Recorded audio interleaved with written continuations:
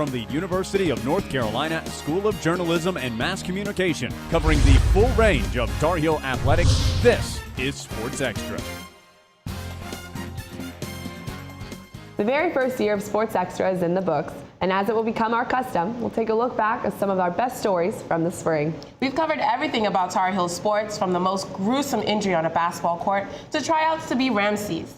Hello and welcome to this very special edition of Sports Extra. I'm Sefe Makpai. And I'm Natalia Perez. We'll start off this special edition of Sports Extra with basketball, but more specifically with a special place that helps you get your basketball fix year-round. Kira Palmer has the story about the Basketball Museum. Where else can you travel down memory lane and relive some of Carolina basketball's best moments? No place other than the Carolina Basketball Museum. Fans such as Tim Isaac travel to the Tar Heel State to see the legendary Carolina items. You can learn more about basketball at this museum than any other museum in the world.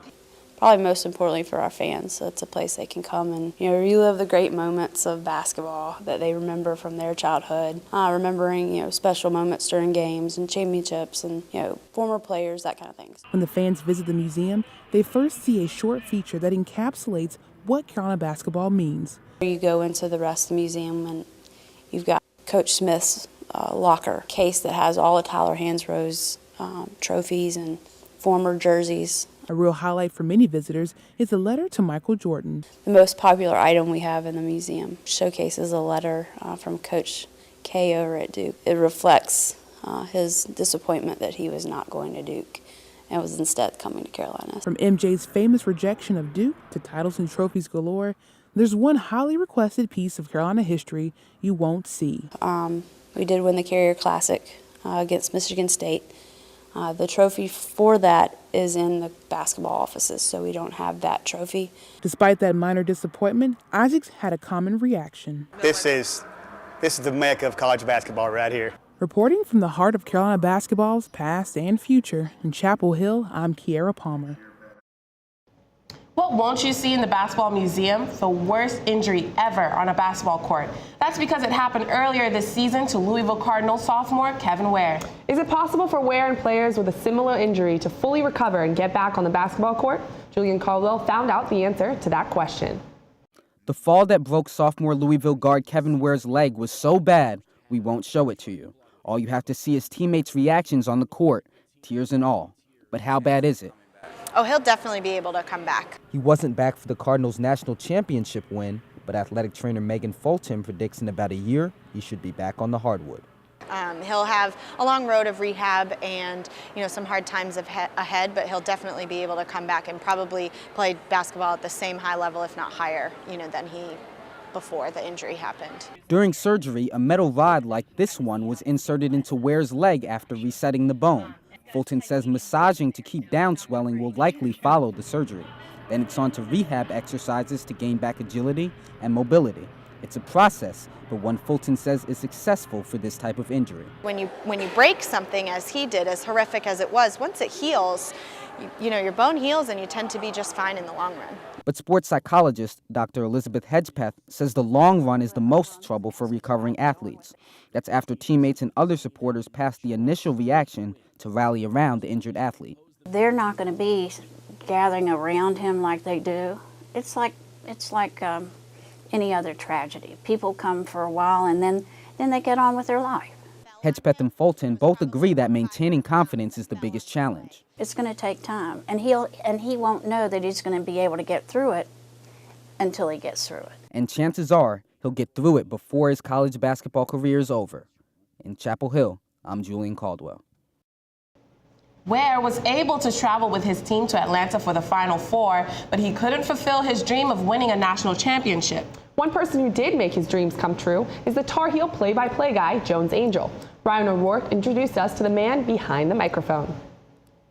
As a freshman at UNC, Jones Angell watched from his dorm room as Vince Carter and Antoine Jamison carried the Tar Heels all the way to the Final Four.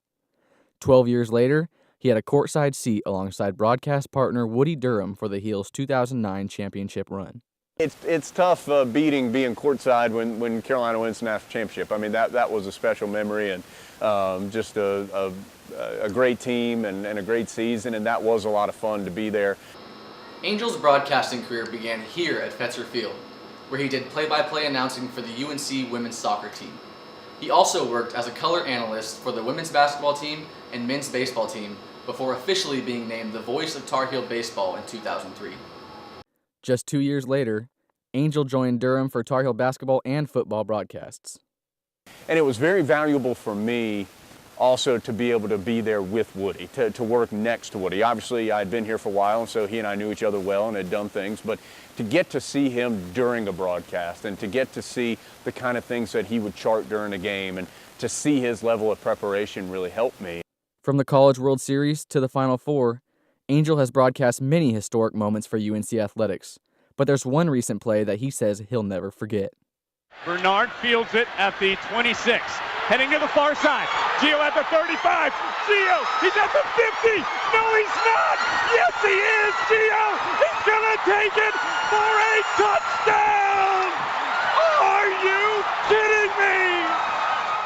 No one can replace the legendary Woody Durham, but it's safe to say the torch has been passed to the voice of an angel. In Chapel Hill, I'm Ryan O'Rourke. 19 wins, 0 losses. That was the impressive record of sophomore Caroline Price this season until April 14th.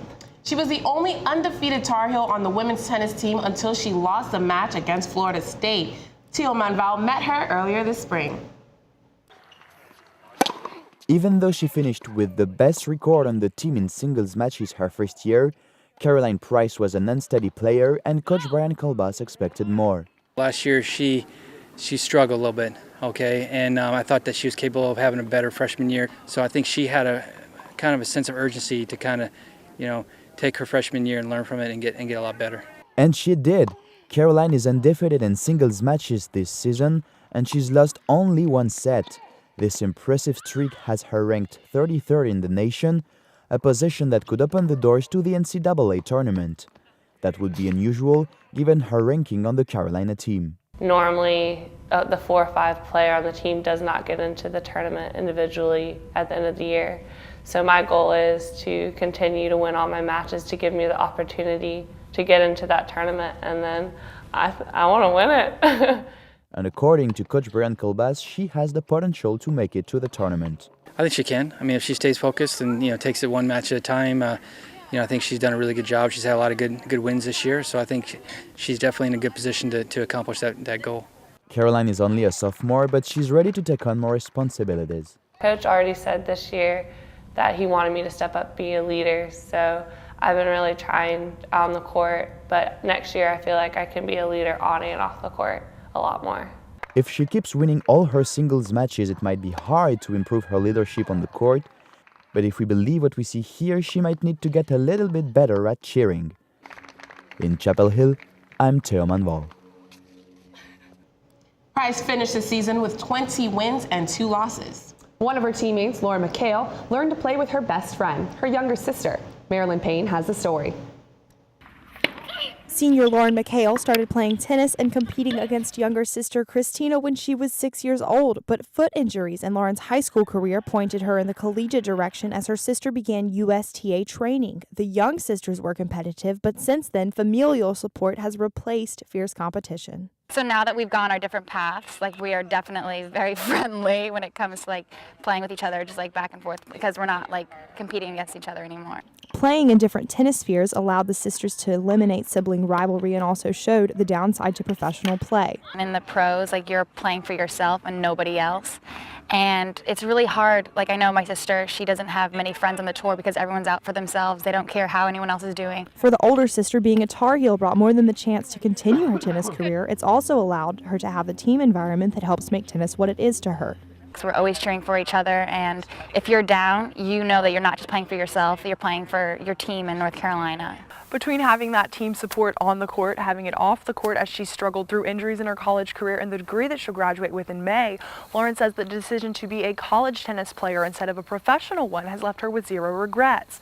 And although her time playing here on Cone Kenfield tennis courts is limited, her time with tennis in general is not. I'm going to travel with my sister for a year, be like a support system, help her like with some media stuff, and definitely be on the sidelines cheering for her. And after that year spent as a sideline support sister, I hope to write for Tennis Magazine or work for Tennis Channel. So if I can't play pro, might as well write about it. With a reporting degree from the School of Journalism and Mass Communication and a strong tennis background, reporting tennis is something Lauren will certainly be qualified for. In Chapel Hill, I'm Marilyn Payne. More of Sports Extra's best stories coming up. After the break, stay with us. Connect with us online by liking the Sports Extra Facebook page and following us on Twitter @SportsExtra_UNC.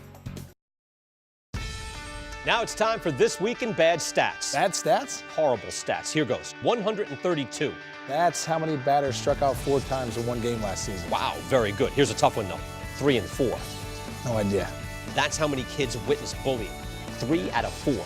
That's not a good stat. No, it's not, but it can change. Kids want to help, but they don't know how. Visit stopbullying.gov and give them the tools they need to help prevent bullying. There are plenty of safe ways kids can help at stopbullying.gov. Oh, those boys are much too much. Those boys are much too much. We got the spirit. We're hot. We can't be stopped. We got the spirit. We're hot. We can't be stopped. We're going to beat them and bust them. The smallest moments can have the biggest impact on a child's life. Let's get a little bit rowdy. R-O-W-D-Y. Take time to be a dad today. All those boys are much too much. Those boys. I've seen and been a part of many comebacks in my career. To come back and win, you can't lose hope. Take it one play at a time. Grab every opportunity, and when you can, you make a big play. There are over 13 million people in the Horn of Africa affected by famine, war, and drought that are counting on us for help. As a team, we can help end this crisis. Text GIVE to 777-444 to donate $10. Let's start this comeback together.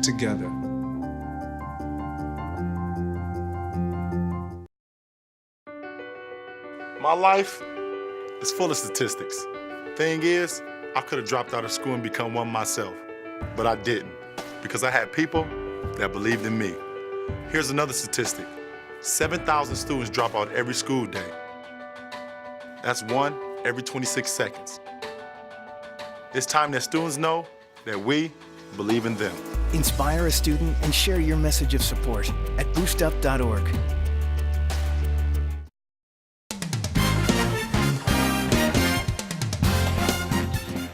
The club golf team was gearing up for the spring, and team members set their sights high this season. Carolyn Chandler had the club golf team story earlier this spring. So close, but not quite close enough. The club golf team came very close to winning the national championship this past fall. This is the hardware the team won, claiming both regional tournaments to qualify for nationals at Sea Island in Georgia. The Heels were tied for first going into the final round, but fell to East Carolina University by 7 strokes. This semester, they hope it will be different. Senior and co-president Daryl Khalil. We haven't won nationals since I've been in college, so it'd be nice to win in our last opportunity. This is the best the team has been playing since the last time UNC won the national championships in the spring of 2009. Co-president Adam Mitchell says the team doesn't want this opportunity to slip away. I'm afraid that this might be our last chance at that for a while because a lot of our top players are going to be graduating this year. Their toughest competition always comes down to East Carolina. Mitchell says that team has a few advantages. Go in! Maybe part of that is because a lot of their players have been there for about 5 or 6 years, but that does seem to help them. They also are fully sponsored by their schools, so they have all their tournaments, all their travel, all their practice paid for. Something that, a luxury that we don't enjoy, but we still compete head-to-head with them each year. Despite that, the team has been working hard at practice in hopes of getting a bid back to nationals in Indiana this April. In Chapel Hill, I'm Carolyn Chandler. Feel a little homesick sometimes? Imagine not being able to drive home. That's a situation for golfer Keegan Cummings. Jennifer Brodish introduced us to the golfer from Ireland.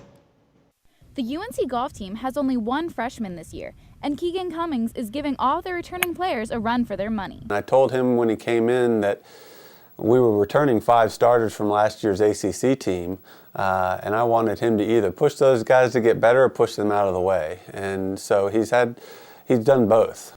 Keegan was born in South Africa, and he moved to Ireland when he was 5. He picked up golf when traveling back to Africa to visit family. My granddad was an avid golfer, and he started me at about 11. So every time I'd go back, I'd play with him, and it gripped me, I guess, at some point. Keegan moved to Florida when he was 16 in order to boost his chances of getting a scholarship to play golf at the collegiate level in America. And while in high school, he impressed Coach Andrew Sapp, who at the time was working at Michigan. Really liked his golf game, really liked him as a player and a person. And so when I got the job here, I simply emailed him and said, hey, I've got a new job at North Carolina. Would you be interested in coming for a visit? And he jumped at the chance. Since he's been in America, Keegan has adjusted to the different style of golf. Well, in Ireland, I think 1/3 of the world's links golf courses are in Ireland, which are like on the ocean. So the wind plays a big factor and the weather's a lot different. And in America, it's more target golf. Keegan has already set high goals for himself, and he hopes to stay in America after graduation and continue to play golf. He has 3 more years left at Carolina to work toward that goal. In Chapel Hill, I'm Jennifer Brodish. 2.5% of students at UNC are international students. Some of these Tar Heels are also varsity athletes. Of the 26 varsity sports at UNC, 10 have at least one international athlete. Janelle Davis had more. Sophomore Saucy Amr is the starting field hockey goalkeeper. She has called Chapel Hill home for the past 2 years, but as an exchange student from Germany, she is still adjusting to life in the U.S. I would say everything is kind of unexpected. For example, that the national anthem is playing before the games. We don't have that in Germany. Amr is not alone. She represents Munich, Germany. In total, there are 32 international athletes representing 16 different countries. My name's Katie Bowen.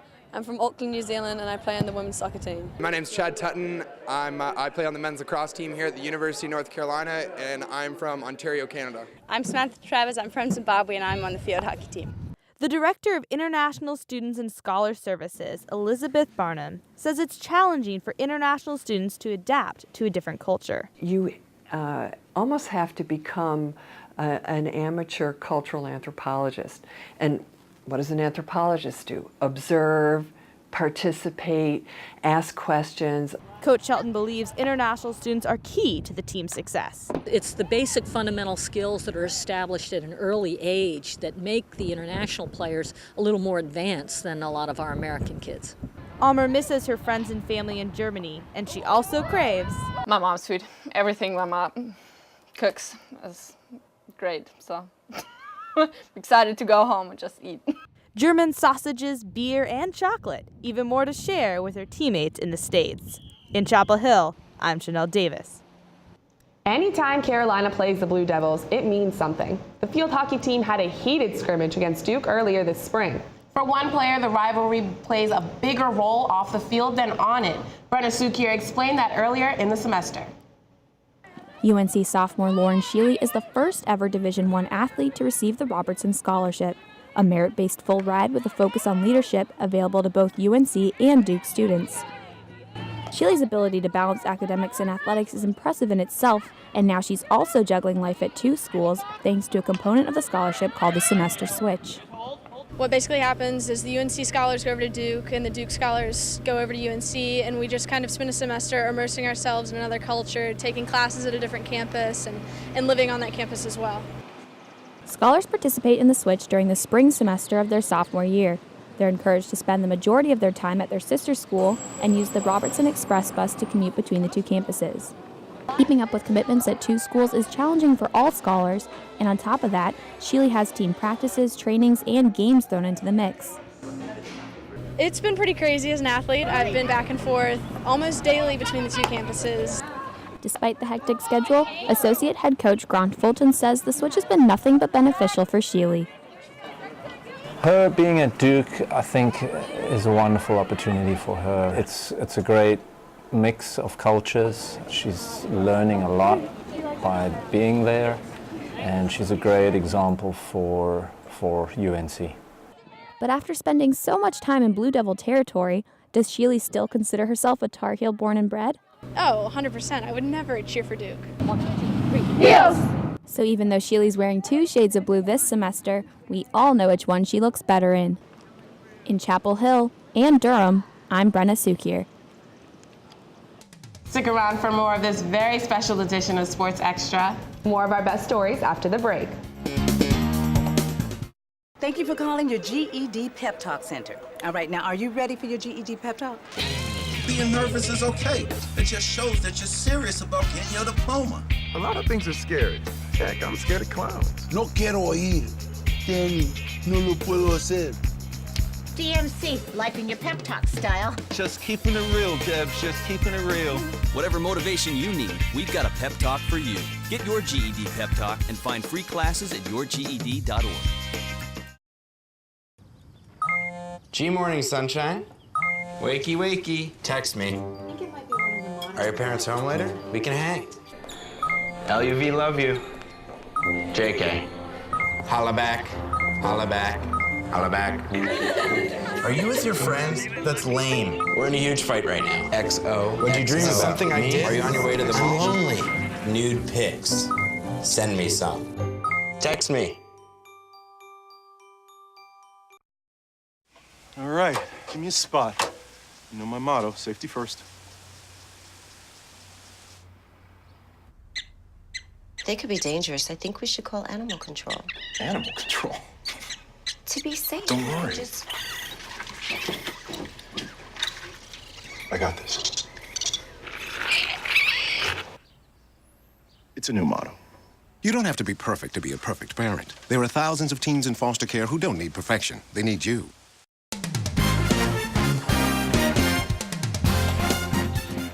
Ever been sailing? I haven't. There's one club on campus that can help you do just that. It's the UNC Sailing Club. Georgia Walker told us more about it. You don't have to travel to the beach to go sailing. The UNC Sailing Club has 4 sailboats on Jordan Lake available to members at their leisure. One club member, Daniel Saferstein, is new to the club and is just learning to sail. The environment, actually, it's kind of the people. It's just getting out into the water I really enjoy. The captain of the racing sailing team, Elizabeth Whitener, says sailing is a sport unlike any other. Well, it's different. It's not like, running or like playing tennis or something. Like, it's something that not a lot of people do, and it's definitely a skill that involves a ton of different things. The president of the sailing club, Brent Hoffman, holds on-land sailing lessons to teach the logistics of wind patterns. With a limited number of boats, he says the smaller the sailing club is, the better. Like seeing how hard it was to manage the club a few years ago when we did have such a large roster, I think it'd be best to just keep the club kind of captive where it is. We're not going to turn people away, obviously.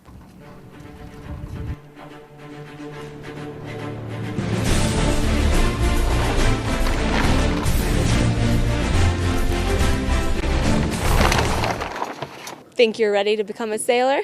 At UNC's port at Jordan Lake, I'm going to show you the most important parts of the boat. This is the mainsail.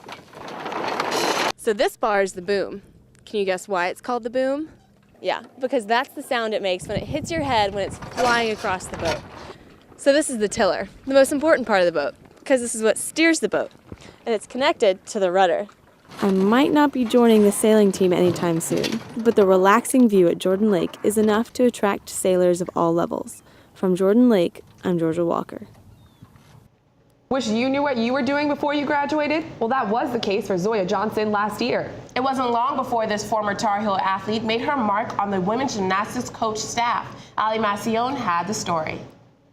Our first home meet, one of the fans who's been there since forever actually was like, "Zoya, what are you doing? Where's your Leo? Get out there." And, I choked up a little bit, but then I was like, that's not what I'm here for, What Zoya Johnson is here for is to assist as a student coach for the varsity women's gymnastics team. During her outstanding four-year athletics career at UNC, Johnson sustained a number of injuries, including several concussions, and the residual effects caused her to withdraw twice from school. Head coach Derek Galvin offered Johnson the coaching position so she could remain a part of the team while completing her exercise and sports science degree as a fifth-year senior.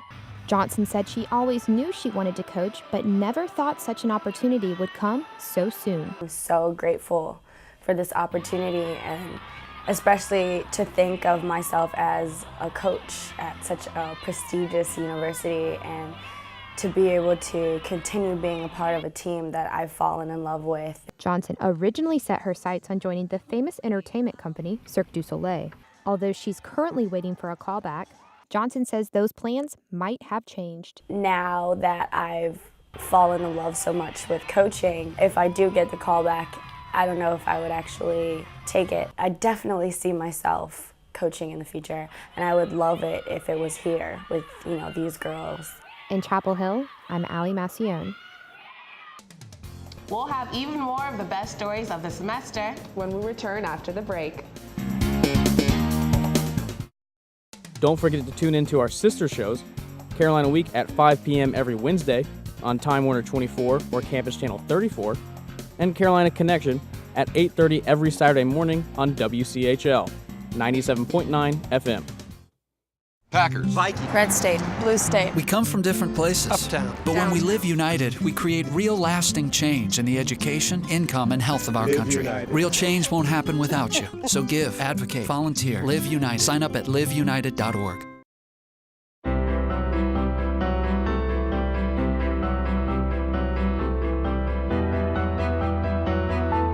Body language can tell you all sorts of things. Like someone is having a stroke. Know the sudden signs. Learn fast. Face drooping, arm weakness, speech difficulty. Time to call 911 and get them to a hospital immediately. Learn the body language and spot a stroke fast.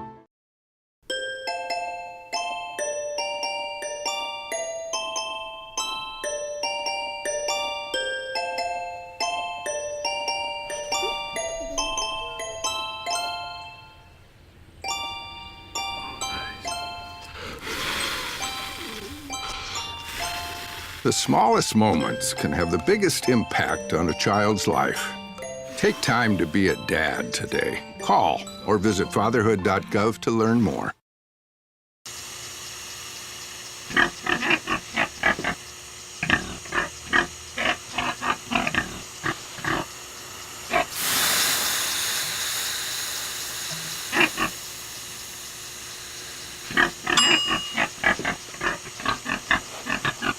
Cook foods to the right temperature using a food thermometer. 3,000 Americans will die from food poisoning this year. Keep your family safer. Check your steps at foodsafety.gov.